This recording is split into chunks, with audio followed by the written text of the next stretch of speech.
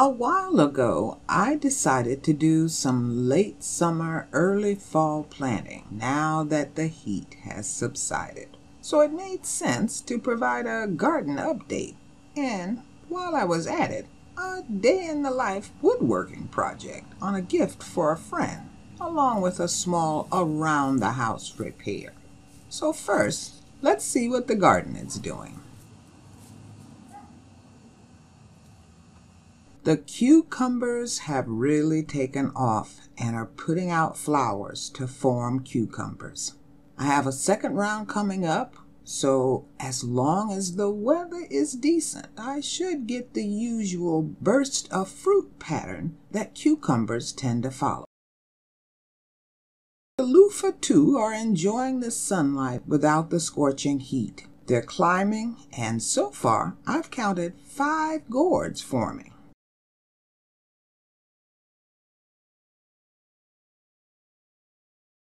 I love their sweet taste, so that is a welcome sight. This bell pepper plant has enjoyed the shade from the back fence, so now I'm getting good-sized peppers and plenty of flowers hint at more to come. The collards too don't have as much pest pressure, so the leaves have gotten large to add them later to a nice meal. I also have a few coming up in the long beds, so there should be plenty as the season changes. And the cold nights should help add flavor to them. I have beans in a number of locations, and I'm beginning to see bean pods form. I paired a few with eggplant, and both seem to be doing well with the combination. One even found its way into the peach tree container and has begun to climb around it while producing pods.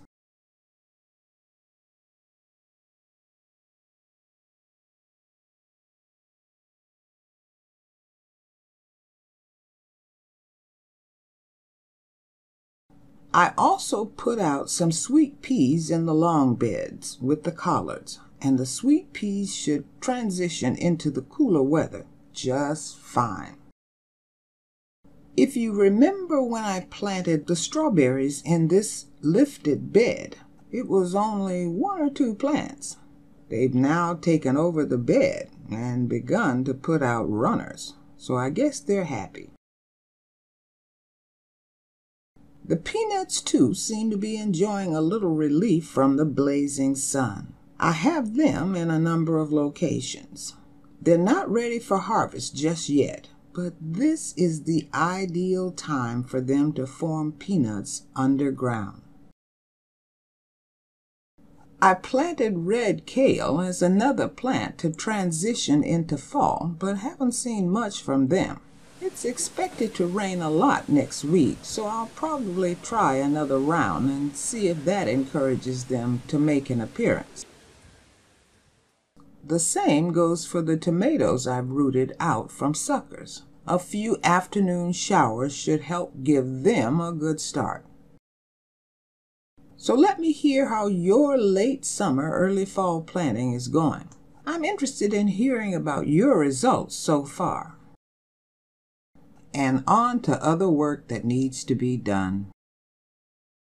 A friend has a birthday coming up soon, and I want to make her a charcuterie tray out of some leftover scrap wood. In between working on that, I need to repair a hole Sunny Girl made in the door leading to the garage. So let's get started. These 2 pieces of wood were left over from making a garden bed and have already been sanded, so they will be perfect for the tray. They'll simply require me smoothing out one side on each to join them together. I'm using a jointer, but you can also use a sander to smooth the edges so you can join the 2.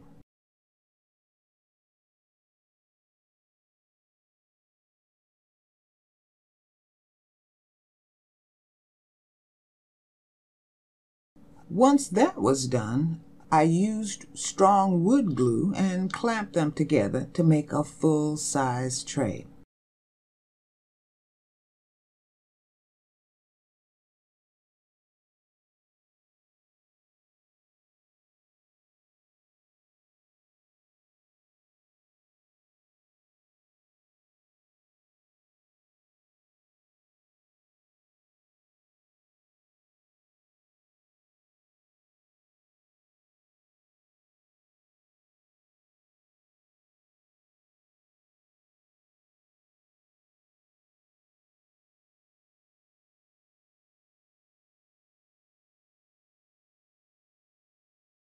I like to let the glue set to make sure I have a tight bond. So while that's working its magic, I can begin to work on that door I mentioned.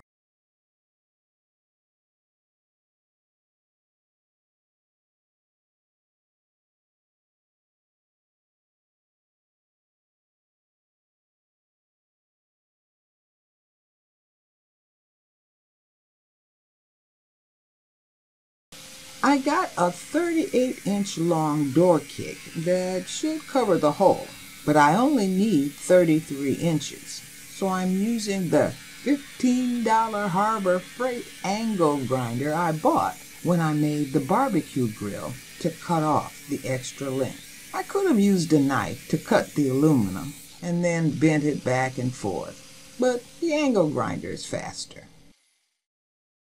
Once I cut the length I needed, I sanded the ends to smooth off the sharp edges. I try to be careful doing this and wrap the sandpaper around a piece of wood for safety because, again, the edges are sharp.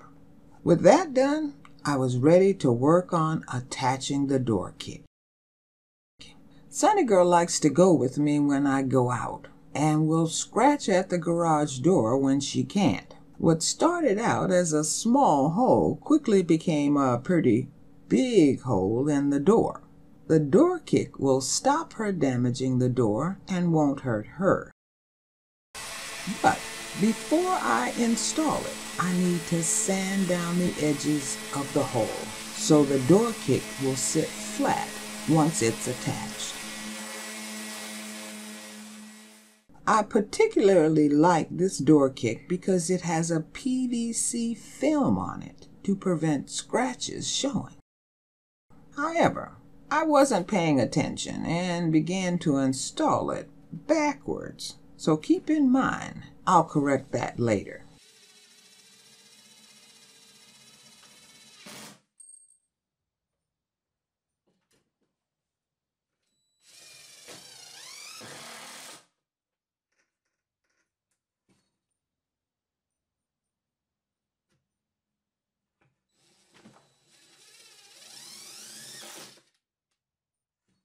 And here we have the finished door kick on backwards.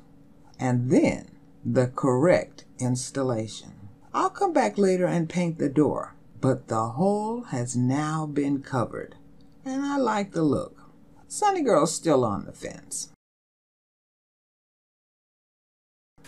Installing the door kick allowed the wood glue to set on the beginnings of my tray. So my next step was marking off where I wanted to round the edges for the tray. And I forgot to film me using the jigsaw to cut where I'd marked. Sorry. Followed by sanding the rounded edges to smooth them out.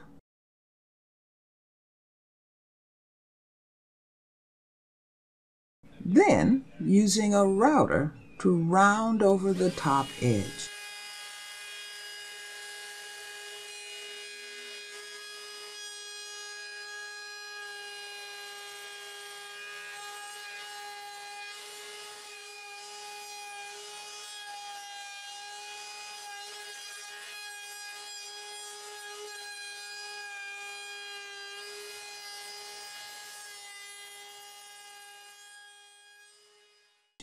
I gave it a quick once-over with sandpaper for a final smoothing, and I was ready to add stain.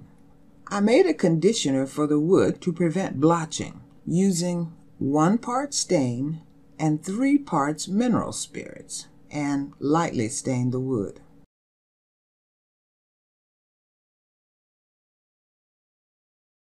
It was warm, so I let that sit for a little over an hour,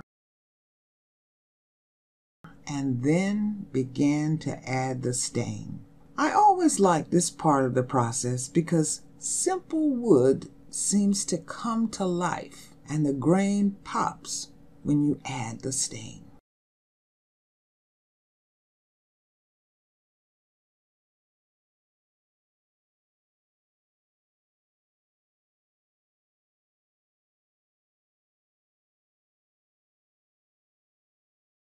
I later gave it a second coat and then let it sit overnight. The next day, I came back and put on a final poly coat for protection. And now my gift just needed to sit until I was ready to deliver it to my friend. So there you have it, gang. An update on fall planting and a day in the life of home projects. See you next time.